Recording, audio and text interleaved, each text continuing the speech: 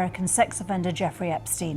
More than 3 million pages, 2,000 videos, and 180,000 images. That includes the current president, a former prime minister, billionaires, and the list goes on and on and on. আপনি যদি বিশ্বে ভূ রাজনৈতিক বাস্তবতায় মুসলমানদের উত্থানের পথ নিয়ে আমার কাছ থেকে আরো জানতে চান, সাবস্ক্রাইব করুন। পুরা জেফরি এপস্টিনের ঘটনাটা নিয়ে আপনি দেখতেন প্রতি মিনিটে মিনিটে প্রত্যেকটা সংবাদপত্র, বিবিসি, ফক্স নিউজ কি পরিমাণে অসভ্য, বর্বর, কত রকম গালাগালি করতেছে। অলরেডি যুদ্ধ লেগে যাইতো, অ্যারেস্ট হইতো। কি হইলে? যদি জেফরি এপস্টিন মুসলমান হইতো এবং এটা কোনো মুসলিম দেশে হইতো। কল্পনা করেন এটা যদি জেফরি এপস্টিন একজন আফগান হইতো, অথবা একজন ইরাকি হইতো, একজন মালয়েশিয়ান হইতো, অথবা একজন সাউদি হইতো। কল্পনা করেন এটা যদি বাংলাদেশে হইতো অথবা পাকিস্তানে হইতো। কল্পনা করেন এটা যদি কোনো ইন্ডিয়ান মুসলমান করতো, ইন্ডিয়ান মুসলিম কোনো কান্ট্রিতে। কিন্তু এখন দেখবেন যে পত্রিকাগুলা এত লিখতেছে না। ঝড়টা উঠছে টুইটারে, ঝড়টা উঠছে ফেসবুকে। ওইটার প্রেসারে তারা বাধ্য হয়ে কিছু জিনিস বলতেছে। কেন? তারা জানে যে তাদের এই টোটাল লেগাসি মিডিয়া এবং তাদের যে এই যে ন্যারেটিভ তারা যেটা প্রচার করে যে হোয়াইটরা, ইউরোপিয়ান, আমেরিকান, ইসরায়েলি যে লবি, তারা আসলে সভ্য, তারা নারীদের স্বাধীনতা চায়, তারা নারী অধিকার চায়, তারা লিবারেলিজম চায়, তারা কত কিছু চায়, তারা আপনার আমার ভালো চায়। কিন্তু তারা তো আসলে হাই লেভেলে অসভ্য, বর্বর, এবং এটাকে তারা এত এক্সপ্লিসিটলি তারা আনার ব্যাপারে তাদের গড়িমসির কোনো অভাব নাই। আপনি চিন্তা করেন আজকে যদি ট্রাম্প অথবা ফর্মার প্রেসিডেন্ট ক্লিন্টন, তারা একবারও কি রিমান্ডে গেছে? তারা কি একবারও এখন পর্যন্ত কোনো টর্চার সেলে গেছে? তারা কি এখন পর্যন্ত একবার কতবার তারা জেলে গেছে? আপনি কল্পনা করতে পারেন এরকম জঘন্য ক্রাইম করার পরে যে দ্বীপে নিয়ে শত শত মেয়ে ধর্ষণের শিকার হয়েছে, হত্যার শিকার হয়েছে, তারপরেও তাদেরকে নিয়ে কোনো তোলপাড় নাই। তারা এখনো দাপটের সাথে কথা বলতেছে। ইলন মাস্ক যেখানে তার ওই পার্টিতে জয়েন করার কথা বলছে, ইলন মাস্ক হেসে উড়াইছে যেখানে প্রমাণ পাওয়া গেছে। এবং এটা হচ্ছে কি ন্যারেটিভের টুইস্ট, এবং এই ন্যারেটিভের টুইস্ট চলতেছে। যেমন ধরেন ইউরোপ আমেরিকার মানুষজন এখন আমাদেরকে শিখাইতেছে যে পৃথিবী এখন খুব বিপদের সময় আসতেছে, পৃথিবী আবার অন্ধকার দিকে চলে যাচ্ছে। না, পৃথিবী অন্ধকার দিকে চলে যাচ্ছে না, ইউরোপ আমেরিকা অন্ধকার দিকে যাচ্ছে। এবং ইউরোপ আমেরিকা যখন অন্ধকার এবং যুদ্ধের দিকে যায়, তখন তারা বলে এমন ভাবে যে পৃথিবীতে সমস্যা। এখন দেখবেন যে আমি গতকালকে লেখা দিচ্ছিলাম যে পৃথিবীর সব মানুষই বর্বর মানুষ। আমাদের দেশে শিক্ষিত সমাজ বলতেছে কেন? আমাদের দেশের হুজুর যখন, যদি আপনি শুনতেন কোন মাদ্রাসায় শিশু বলাৎকার করছে, আপনি তো বলতেন না পৃথিবী জঘন্য, বর্বর। কিন্তু ওরা যখন করে তখন আপনি বলেন পৃথিবীটা খারাপ। কিন্তু আমরা যখন করি আপনি বলেন মুসলমানরা খারাপ, হুজুররা খারাপ। এইটা হলো গিয়ে ন্যারেটিভের টুইস্ট। এই ন্যারেটিভের টুইস্ট আমেরিকা এবং ইউরোপ করতে করতে আমাদেরকে ব্রেইন ওয়াশ, হোয়াইট ওয়াশ যা বলেন আপনি, আমাদেরকে ধুয়ে শেষ করে ফেলছে।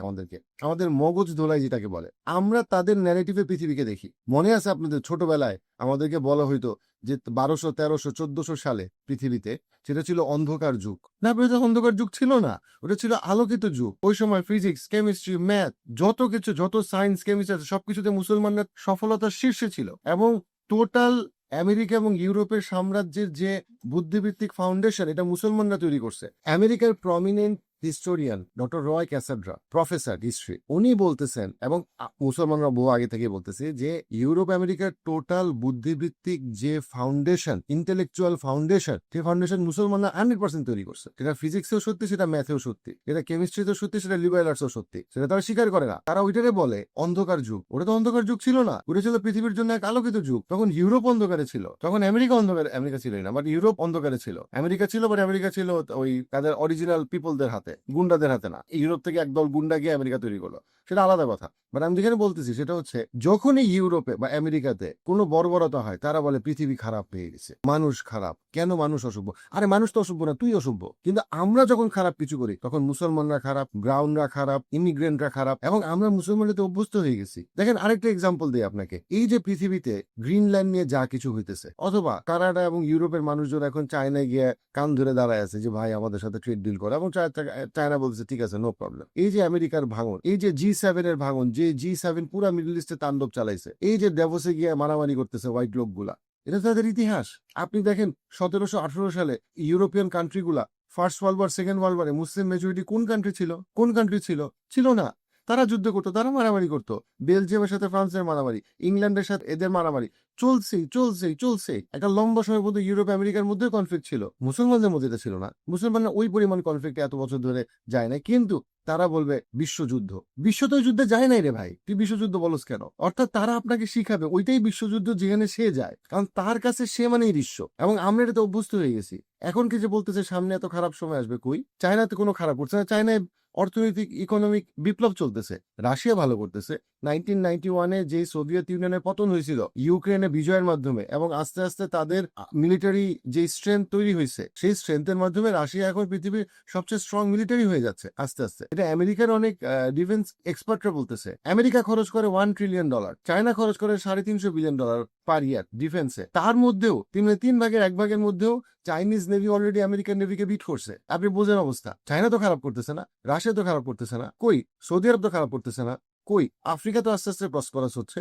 পৃথিবীতে একটা বিশাল অংশ, বিশাল ভূখণ্ড ভালো করতেছে, টার্কি ভালো করতেছে, বহু দেশ ভালো করতেছে, মালয়েশিয়া, ইন্দোনেশিয়া কোনো সমস্যা নাই। আপনি কেন বলেন সারা পৃথিবী খারাপ করতেছে? কারণ তারা আপনাকে শিখেছে সারা পৃথিবী খারাপ করতেছে, কারণ তারা খারাপ করতেছে এবং তারা আরো খারাপ করবে। তারা তাদের নিজেদের দোষে খারাপ করবে, তারা তাদের গৃহযুদ্ধ বাধাইতেছে, আপনার আইস মানুষ মারতেছে তাদের দেশে, তারা খারাপ করতেছে। আরেকটা ন্যারেটিভের টুইস্ট, যে কিভাবে তারা আমাদের মগজ ধোলাই করে। এখন তারা শুরু করছে পৃথিবীর সবাই এপস্টিনে আছে, সৌদি আরব এপস্টিনে আছে, ইউএই নাকি এপস্টিনের সাথে থাকতো, ইত্যাদি ইত্যাদি। কাবাঘরের গিলাফ নিয়ে নাকি এপস্টিন ঘুমাইতো, নাকি এপস্টিনই নাকি কাবাঘরের গিলাফ সেলাই করছে, এবং মুসলমানরা এগুলো বিশ্বাস করে।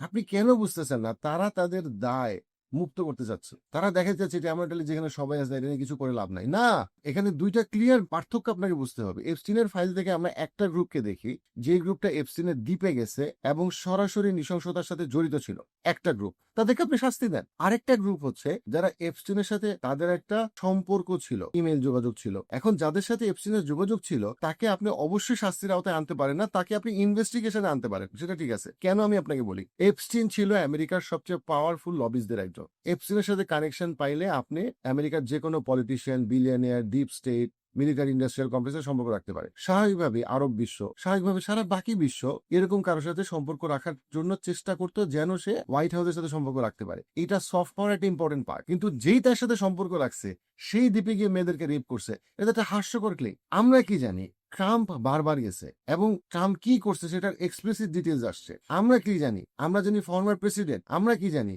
ইহুদ বারাকের সাথে, যে ছিল ইসরায়েলের ফর্মার হেড, তার সাথে তার ঘনিষ্ঠ সম্পর্ক ছিল, এবং ওই সম্পর্কে তারা একসাথে অনেক লবিং এবং ক্ষমতার পালাবদল করতে চাইছে। তারা লিবিয়ার জনগণের টাকা, যেটা ফ্রোজেন করে রাখছে স্যাংশন দিয়ে, সেই টাকাটাও তারা দখল করতে চাইছে। সেগুলো তো প্রমাণিত সত্য, আপনি সেগুলোর বিচার করেন না।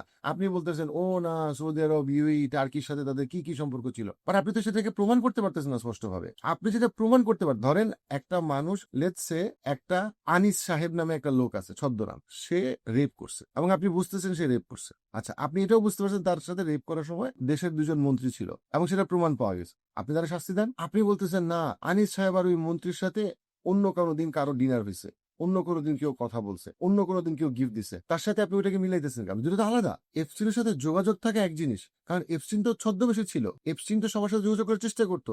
তার কাজই তো ছিল হচ্ছে নেটওয়ার্ক তৈরি করা, হাই এন্ড ইন্ডিভিজুয়ালকে একটা ক্রাইমের মধ্যে যুক্ত করা, এবং সেই যুক্ত করার মাধ্যমে তাদেরকে একটা বিপদের, মানে তাদেরকে হুমকি ধামকির মাধ্যমে বিল আদায় করা। অনেকটা এরকম যে আমার কাছে আপনার গোপন ভিডিও আছে, ওই গোপন ভিডিও থ্রেড দিয়ে আমি আপনার কাছ থেকে যে কোনো কি বলবো তথ্য আদায় করা অথবা যে কোনো বিল পাস করানোর কাজটা আমি করবো। এই তো করতো, সোশ্যাল নেটওয়ার্কিং করার চেষ্টা করতো। কিন্তু তার সাথে নেটওয়ার্কে থাকলেই আপনি বলবেন যে সে আসলে এক্স্যাক্টলি ওই কাজটা করছে। এই কাজটা ওরা কেন করতেছে? ওরা করতেছে বিকজ ওরা বোঝানোর চেষ্টা করতেছে তোমার নেতা, আমার নেতা, সবার নেতা অসভ্য। এটা তো সত্যি না। আমি বলতেছি না আমাদের নেতারা সব সভ্য, বাট আমি বলতেছি যেই গ্রাউন্ডে ব্লেম দেওয়া হচ্ছে, সেই গ্রাউন্ডের মধ্যে অনেক ফাঁক আছে। এখন ধরেন আপনি যদি বাংলাদেশের প্রেসিডেন্ট হন, অথবা আপনি যদি আজকে মালয়েশিয়ার প্রেসিডেন্ট হন, স্বাভাবিকভাবেই আপনি তো আমেরিকার হোয়াইট হাউসের সাথে একটা সম্পর্ক রাখার চেষ্টা করবেনই। সেখানে মাঝখানে যত লবিস, তাদের সাথে আপনার উঠা বসা, খাওয়া দাওয়া, মিটিং হইতেই পারে। দ্যাট ডাজেন্ট মিন আপনি রেপিস্ট। দ্যাট ডাজেন্ট মিন আপনি ছোট ছোট মেয়েদেরকে নিঃশ্বভাবে হত্যা করছেন অথবা রেপ করছেন। যেটা তারা করছে, তারা যেটা করছে এটা তো সবাই জানতো কি জানতো না, সেখানে ইনভেস্টিগেশন হইতে পারে। বাট আপনি আগেই সবাইকে কিন্তু অপরাধী বলতে পারেন না। তারা এই কাজটা এই জন্য করতেছে কারণ তারা তাদের ব্লেম সরাইতে যাচ্ছে এবং এটাকে স্প্রেড করতে যাচ্ছে। যদি আপনি লক্ষ মানুষকে একটা দোষের আসামি করেন, সম্ভবত কেউই আসামি না। তারা এই চেষ্টাটা করতেছে। কিন্তু আমরা মুসলমানরা বুঝতেছি না। আমার মুসলমানরা সব হ্যাঁ আমাদের দেশের সব নেতারা খারাপ, সব মুসলিম বিশ্বের নেতারা খারাপ। না, সব মুসলিম দেশের নেতারা খারাপ না। আপনি কেন আপনার নেতাদেরকে খারাপ মনে করার ব্যাপারে এত আগ্রহী? আপনি যদি আপনার মুসলিম বিশ্বের সমস্ত নেতাকে খারাপ প্রমাণ করেন, আপনার লাভটা কি? তখন আপনার এই এজেন্সিটা কোথায়? আপনার পাওয়ার অ্যাঙ্করটা কোথায়? আমি বলতেছি না অপরাধীকে প্রশ্রয় দিবে, আমি এটা বলতেছি অপরাধীকে অপরাধ করার আগে আপনি কেন ধরে নিচ্ছেন ও সব প্রভাবশালী লোকরাই খারাপ? ভাই আলটিমেটলি আপনি যদি পৃথিবীতে প্রভাব বিস্তার করতে চান, আপনার তো কম্পারেটিভলি বেটার এথিক্যাল প্রভাবশালী লোকের সাথেই আপনার সম্পর্ক উঠা বসা থাকতে হবে। এবং সেই ক্ষেত্রে মুসলিম বিশ্বের নেতাদেরকে আপনি ঢালাভাবে কেন গালাগালি করেন, অথবা গালাগালির সুযোগ পাইলে কেন তাদেরকে ছাড়েন না? এই পুরা জিনিসটাই হয়েছে যে ইউরোপ আমেরিকা দিনের পর দিন, যেমন একটা এক্সাম্পল দিই, ইউএই স্পষ্টভাবে বলছে ইরানের সাথে কোনো যুদ্ধের জন্য তাদের এয়ার স্পেস অথবা ল্যান্ড ব্যবহার করা যাবে না, কিন্তু আমরা মুসলমানরা বলে দিতেছি ইরানকে ধ্বংস করতে চাই ইউএই। সো অর্থাৎ এখানে যেটা দেখা যাচ্ছে সেটা হচ্ছে যে আমি বলতেছি না তাদের কোনো সমালোচনা করা যাবে না, আমি এইটা বলতেছি অযথা সমালোচনা অথবা আমেরিকা ইউরোপের ভাষায় মুসলিম বিশ্বের নেতাদেরকে গালাগালি করা, এইটা আমাদের বন্ধ করা উচিত। এবং তারা যে ন্যারেটিভকে বারবার চেঞ্জ করে, হোয়াইট ওয়াশ করে, হোয়াইট লেবেল করে, সেটা থেকে যদি আমরা মুসলমানরা বের না হই, তাইলে আমরা কখনোই পরিষ্কারভাবে আমাদের নিজের চশমা দিয়ে নিজেদের চোখ দিয়ে সত্যকে বুঝবো না এবং সত্য মিথ্যাকে আলাদা করতে পারবো না।